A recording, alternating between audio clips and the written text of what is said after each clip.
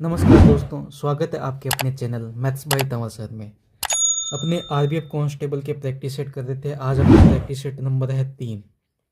आपको रोजाना रात 9 बजे वीडियो मिलेगी और कंटिन्यू हमारे साथ बने रहिए।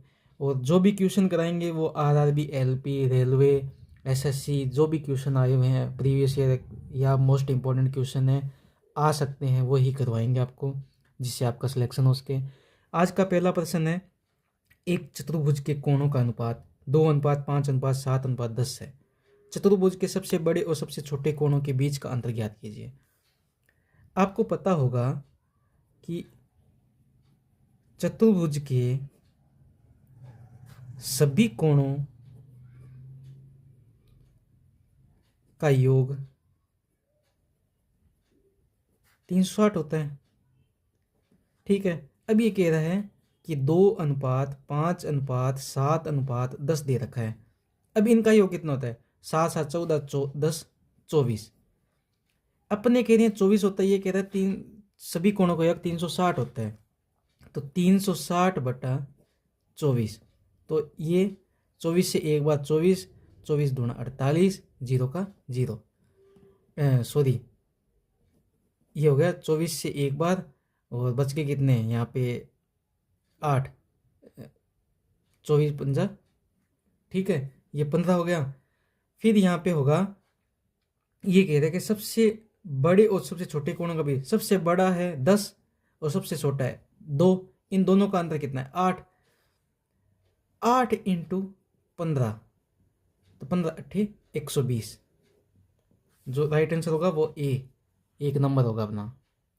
अगला प्रश्न दिया है, रवि और कुमार एक असाइनमेंट पर काम कर रहे हैं।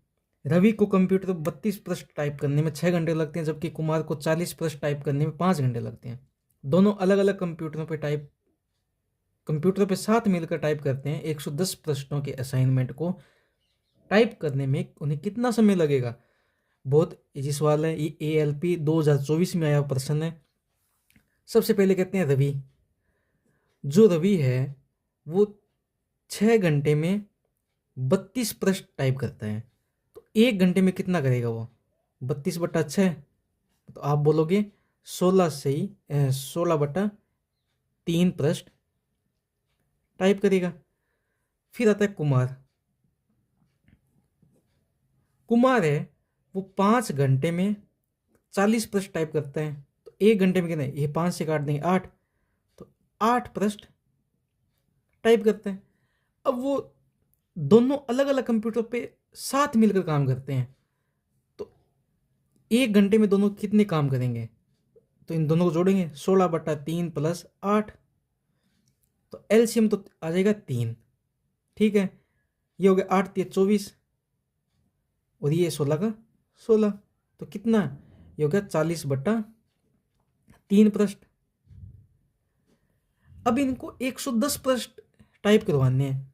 110 पृष्ठ टाइप करवाने हैं, तो रवि प्लस कुमार दोनों 110 पृष्ठ टाइप करेंगे। 40/3 पृष्ठ टाइप करते हैं 1 घंटे में, तो ये 3 तो जाएगा ऊपर। 110 × 3/40, 0 से 0 कट, 33/4, तो ये हो गया 8 सही 1/4 घंटे। 1/4 घंटे इस मिनट में बदलना है, तो 1/4 इसको मिनट में बदलेंगे तो ये 15 मिनट हो गए। 8 घंटे और 15 मिनट लगेंगे। राइट आंसर होगा 4 नंबर। ठीक है, अगला प्रश्न कह रहा है, एक वस्तु को उसके 500 रुपये के अंकित मूल्य पर 25% और 8% के 2 क्रमिक छूट देने पर x रुपये में बेचा, तो x का मान बताओ। ये कह रहा है कि जो 500 रुपये की वस्तु है, ठीक है, पहले दे दी 25% की छूट, तो 75/100, ठीक है, 75 में बेचा। फिर ये कह रहा है 8% की छूट दे दी, फिर 92% पे बेचा ना, 92/100। अब इसका x मान बताना है। ठीक है, तो क्या करना है? 2 0 से 2 0 कट, ये 25 या 75, 25 चौका 100, ठीक है। अब ये 4 से ये जाएगा, 4 दूना 8, 4 दिए 12, 23, ठीक है। फिर हो गया 5 दिए 15, 15 इंटू 23। अब इसका मल्टीप्लाई करेंगे तो 15 दिए 45, 4 रह गए, 15 दूनी 30 और 4 34, 345 रुपये में बेची उसने। मतलब 500 रुपये खरीदी, 345 में बेची। तो राइट आंसर होगा बी। ALP CBT 1 में आया हुआ है 2024 में यह प्रश्न। अगला प्रश्न कह रहा है यदि कोई धनराशि चक्रवृद्धि ब्याज पर 10 वर्ष में समय दुगुनी हो जाती है तो वह धनराशि समान ब्याज दर पर कितने वर्ष में समय की 16 गुनी हो जाएगी। ये कह रहा है कि स्टार्टिंग में 1 से 2 गुना होने पर यह 10 वर्ष समय लेता है। अब 2 से 4 होने पे फिर 10 वर्ष लेगा, फिर 4 से 8 होने पे फिर 10 वर्ष लेगा, 8 से 16 होने में फिर 10 वर्ष। तो ये 16 होने तक कितने वर्ष टाइम लिया, 10 10 10 10 20, तो कितना हो गया 40 वर्ष। ये तो पूछ रहा था, राइट आंसर होगा बी, 2 नंबर 40 वर्ष। अगला प्रश्न है एक व्यापारी को एक घड़ी 1024 में बेचने पर 20% की हानि होती है, इसे 1472 में बेचने पर उसे कितने प्रतिशत का लाभ होगा। मतलब ये कह रहा है कि इसका कॉस्ट प्राइस निकालते हैं अपने। 1024 में बेचने पर उसको 20% की हानि होती है, तो मतलब 80% पे बेचा इंटू 100, 0 से 0 कट, तो ये 5 और ये 4, 4 से इसको काटेंगे, 4 दूनी 8, 2 रह गए यहाँ पे 22, तो 4 पंजे 20, 20 2 4 छिका 24, 256 इंटू 5, तो फिर हो गया इसको 256, 5 छिका 30, 3 5 25 28, 2 5 दूनी 10 12, 1280। जो इसका कॉस्ट प्राइस है वो 1280 है। अब ये कह रहा है सेलिंग प्राइस 1472 में बेचे, 1472 में बेचे तो कितने प्रतिशत का लाभ होगा। इन दोनों का अंतर कितना हुआ, इन दोनों का अंतर होगा 192। इसी का तो प्रतिशत निकालना है। 192 रुपये का अंतर है कितने, 1280 पे। प्रॉफिट निकालना है अपने को, प्रॉफिट परसेंट है 192, 1280 इंटू 100, 0 से 0 कट, ये जाएगा 2 बार, ये जाएगा 3 बार, 30/2, P % बराबर 30/2 बराबर हो गया 15%। इसका राइट आंसर होगा 3 नंबर 15%। अगला प्रश्न है 584 स्क्वायर 3,41,056, तो वर्गमूल क्या होगा। मतलब ये कह रहा है कि 584 का स्क्वायर होता है 3,41,056। अब इसका वर्गमूल क्या होगा, इसका वर्गमूल ये होगा, तो ये पॉइंट यहाँ लगा हुआ है, इसका अंडर रूट कर देंगे तो रूट होगा ना, तो ये 584 है ना, ये पॉइंट यहाँ पे लग जाएगा इसके, तो अपना राइट आंसर होगा 3 नंबर। अगर क्यूब होता 6 संख्या के बाद यहाँ पे पॉइंट होता, तो ये 6 संख्या इसका डिवाइड बाई 2 करते हैं तो 2 संख्या के बाद तीन संख्या के बाद पॉइंट लगता ना। यहाँ पे 4 संख्या के बाद है, डिवाइड बाई 2 किया तो यहाँ 2 संख्या के बाद पॉइंट लग गया, ये होता है।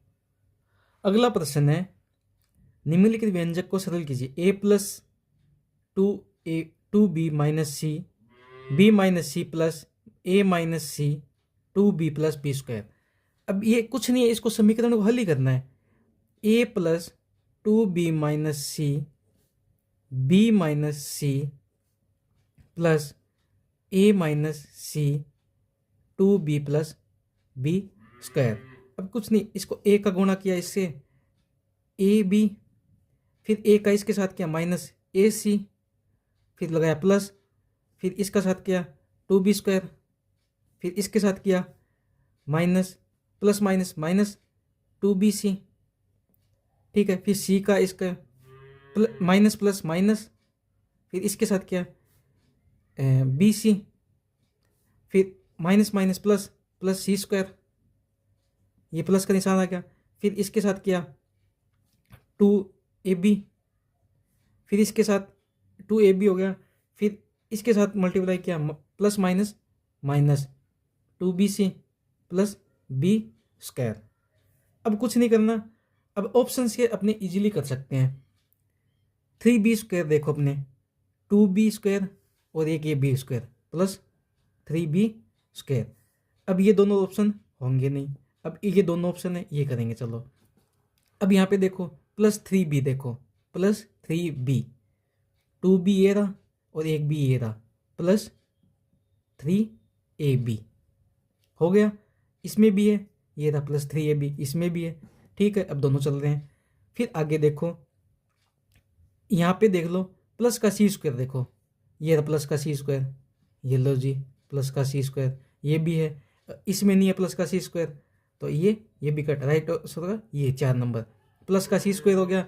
अब उसके बाद देखते हैं अपने माइनस का ac, माइनस का 2b, माइनस का ac, और यहाँ पे भी है माइनस का ac, एक ही है माइनस का ac।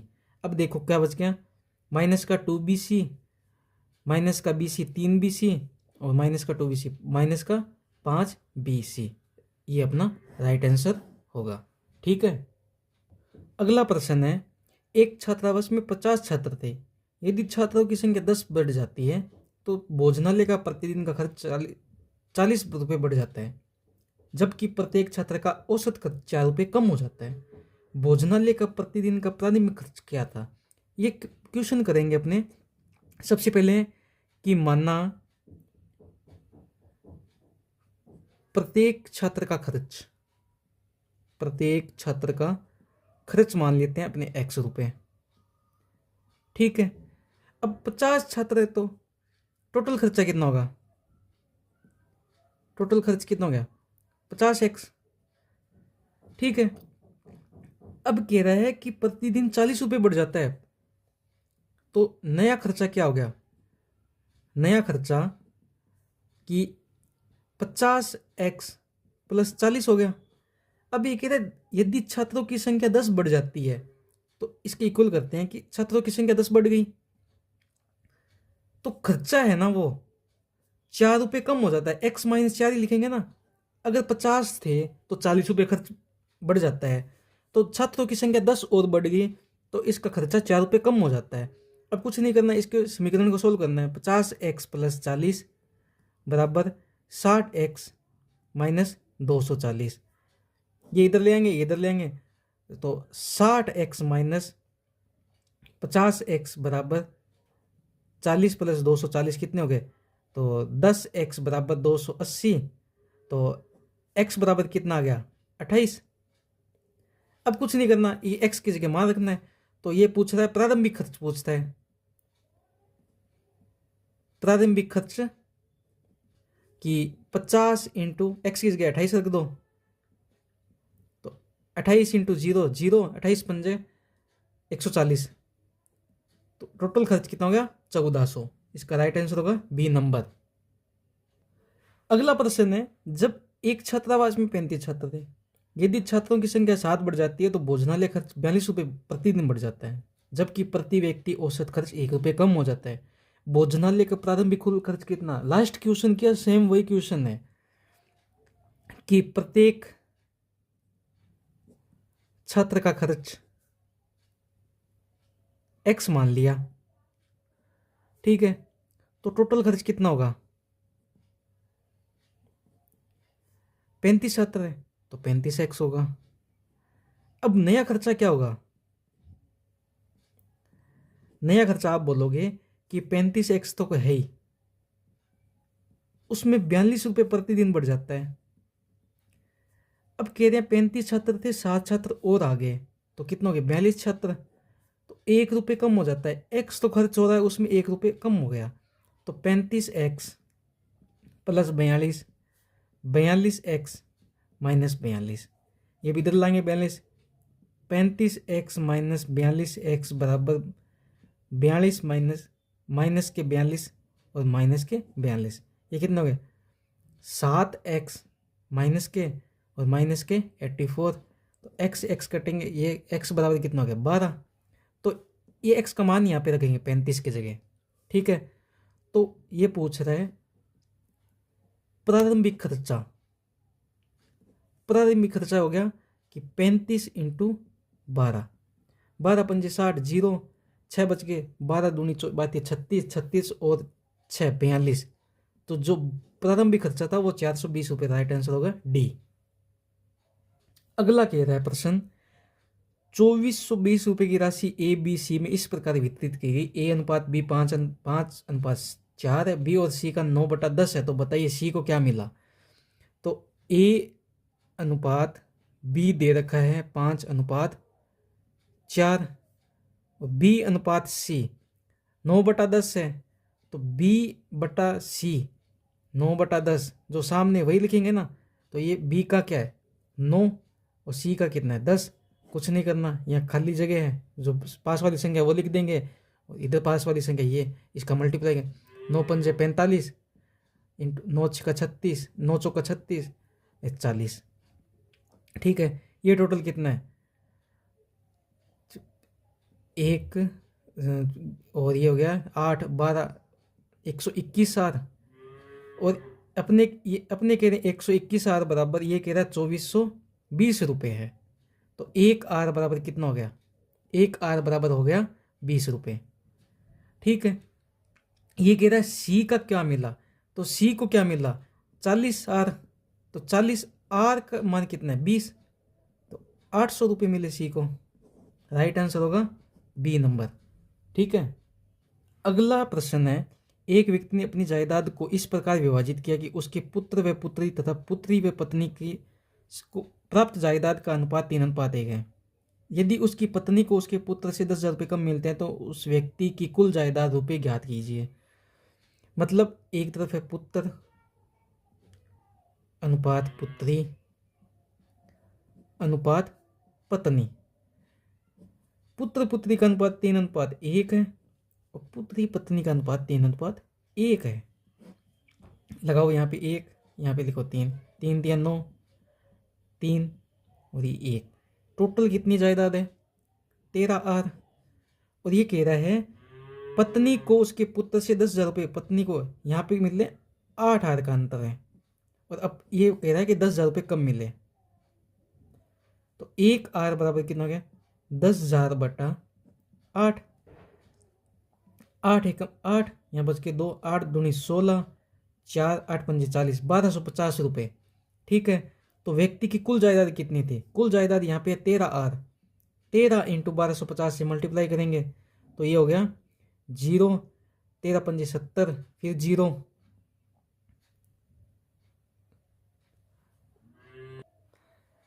13 पंजे 65, फिर कितने 6 बच गए, 13 दूनी 26 और 6 32, फिर 3 13 और 16, 16,250 रुपये, राइट आंसर होगा इसका 1 नंबर।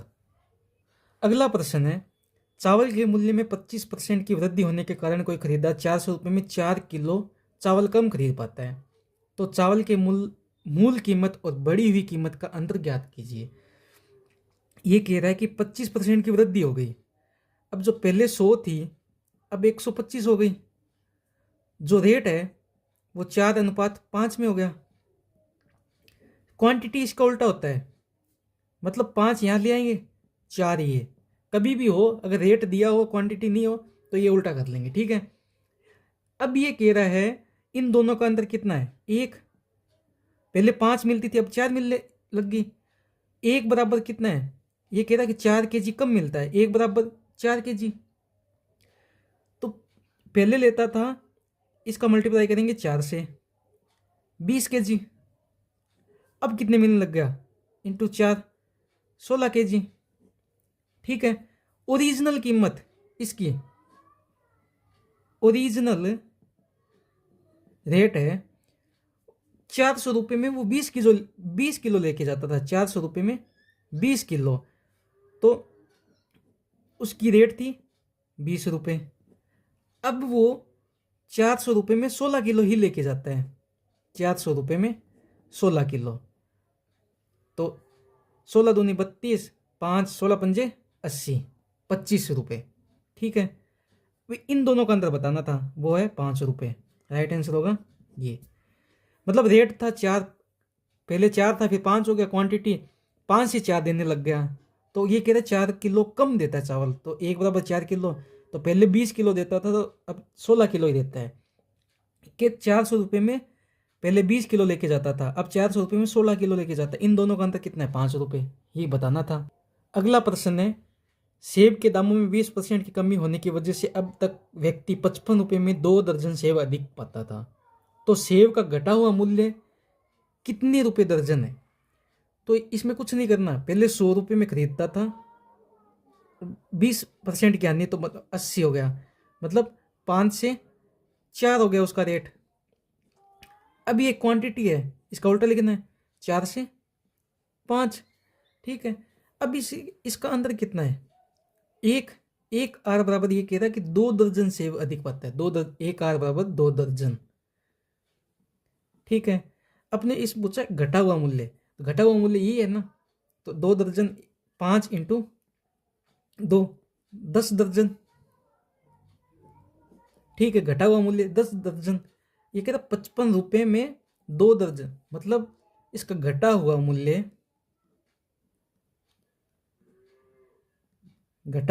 बराबर 55/10, 5.5 रुपये।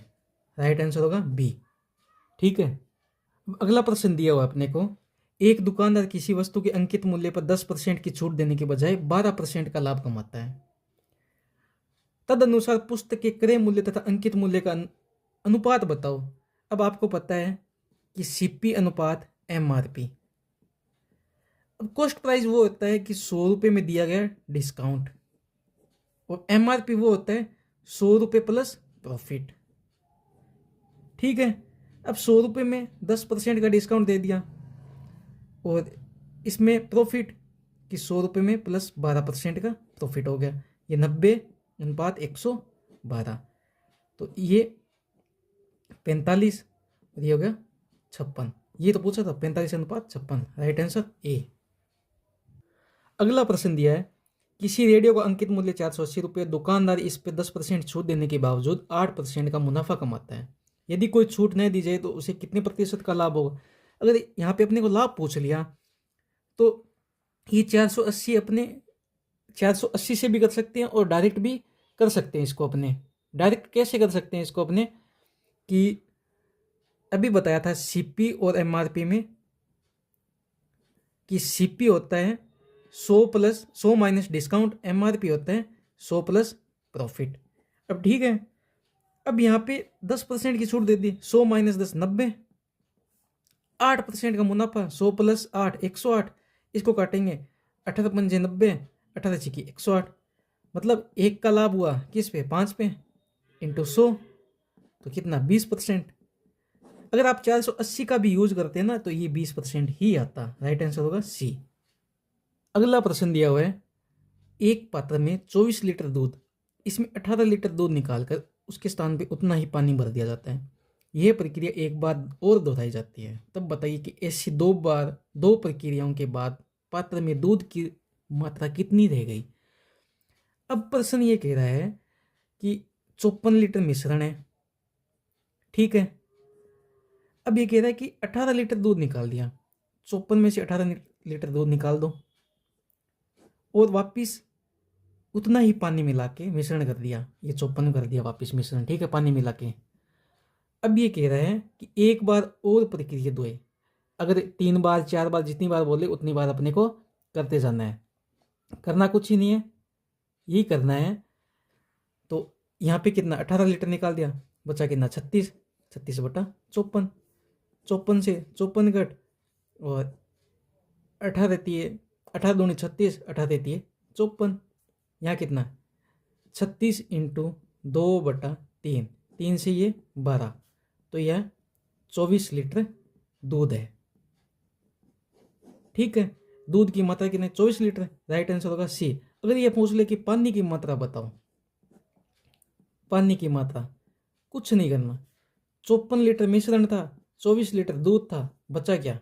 30 लीटर पानी, तो 30 लीटर है पानी। राइट आंसर ये होगा। अगला प्रश्न है, एक बर्तन में 128 लीटर स्प्रिट है, इसमें से 1/4 स्प्रिट निकालकर उसके स्थान पर उतनी ही मात्रा में पानी भर दिया जाता है। ये प्रक्रिया 2 बार और दोहराई जाती है। नए मिश्रण में स्प्रिट और पानी का अनुपात बताइए। अब ये कह रहा है कि 1/4 मात्रा निकाल दी जाती है। ठीक है, अब एक तो निकाला गया है और 4 कितनी थी, ये टोटल मात्रा थी, ये टोटल था ना। यहाँ पे बच गया कितना, 3/4 ही तो बच गया। तो अपने को क्या करना है, 128 लीटर मिश्रण था, या तो ऐसे कर लो 128 है, इसको 3/4 भी लिख सकते हैं अपने, क्योंकि एक 4 में से एक निकाल दिया, 3/4 बचा।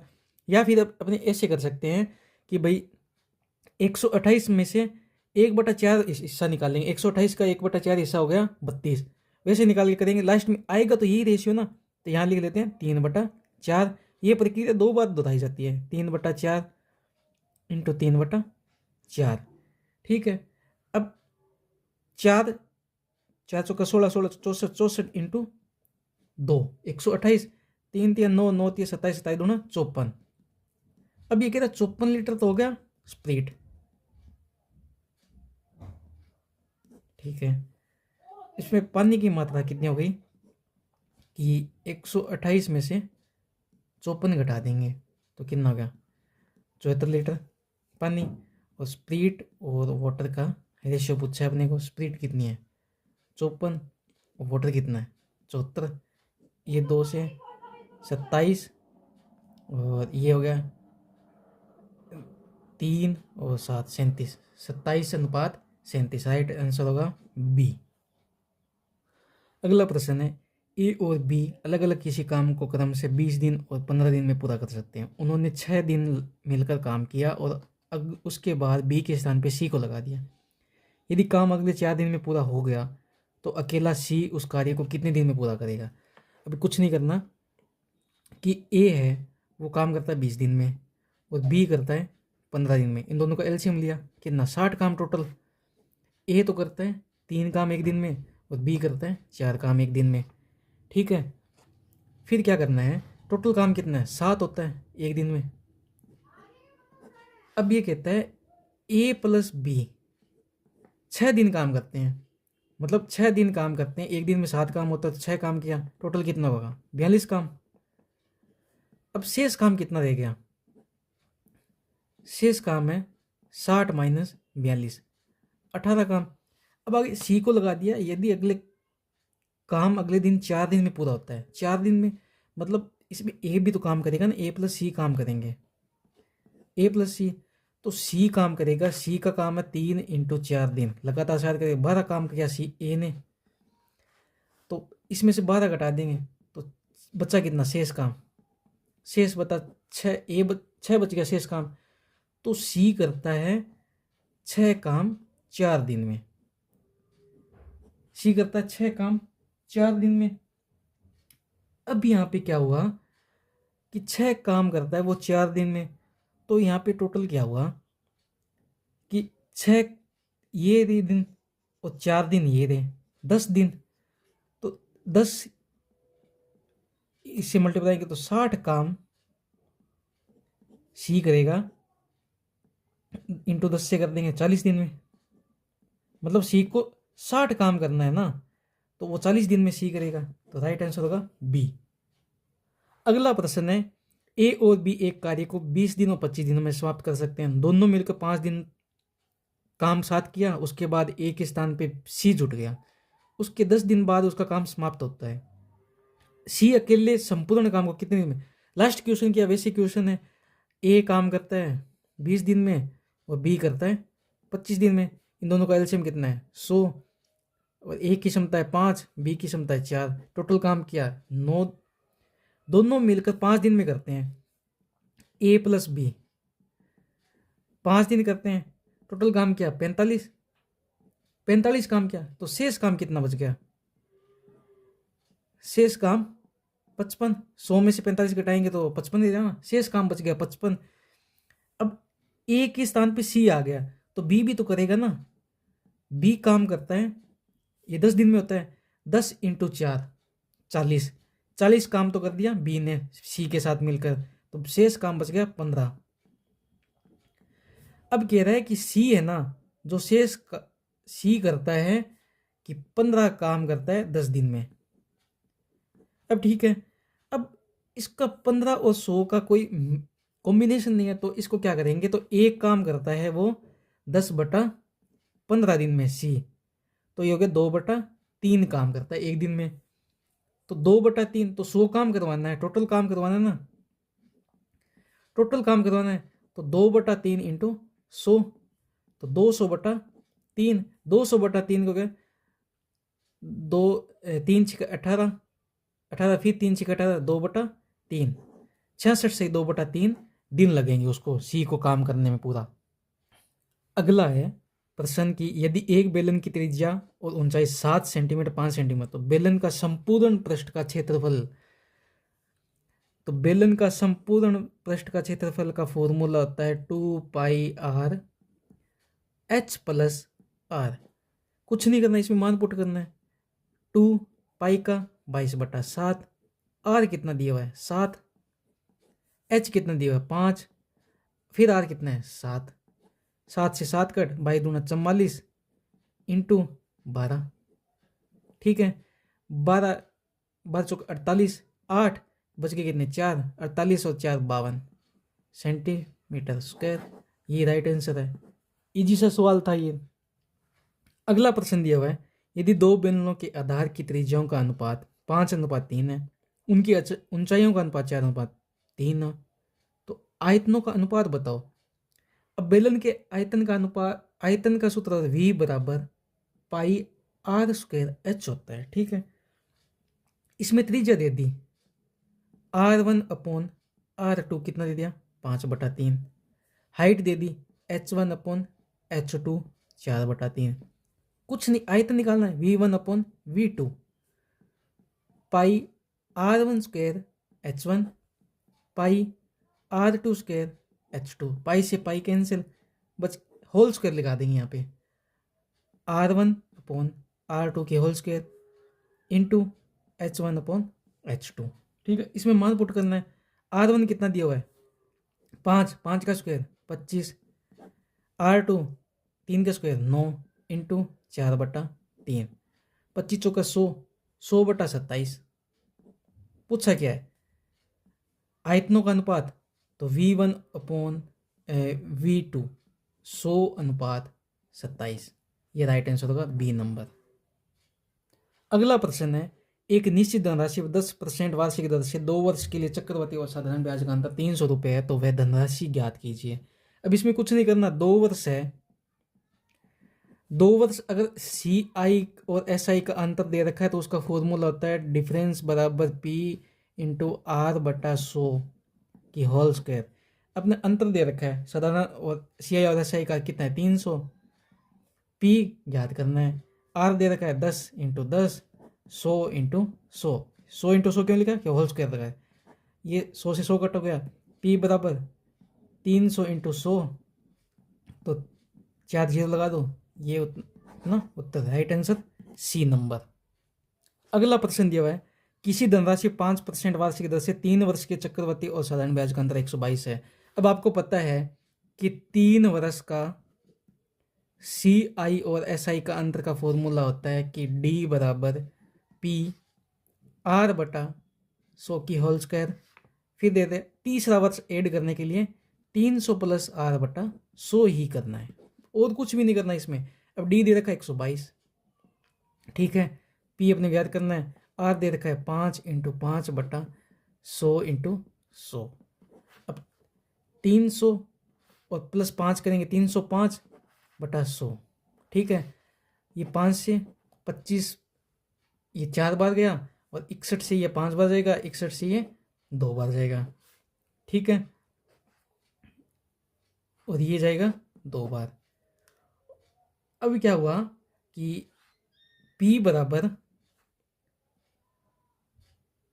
यहाँ तो नीचे हो गया 8,000, और यहाँ बराबर में क्या 2, तो P बराबर कितना हो गया 16,000, राइट आंसर होगा ए नंबर।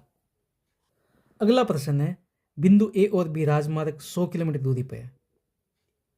एक कार A और दूसरी कार उसी समय B से चलना शुरू करती है। यदि कारें एक दिशा में चलती है तो 5 घंटे में मिलती है, एक दूसरे की विपरीत दिशा में चलती 1 घंटे में मिलती है।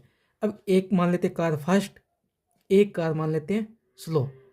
अगर एक ही दिशा में चल रही है तो माइनस करेंगे ना, तो 100/5, तो इनकी क्या है गति होगी 20 किलोमीटर प्रति घंटा।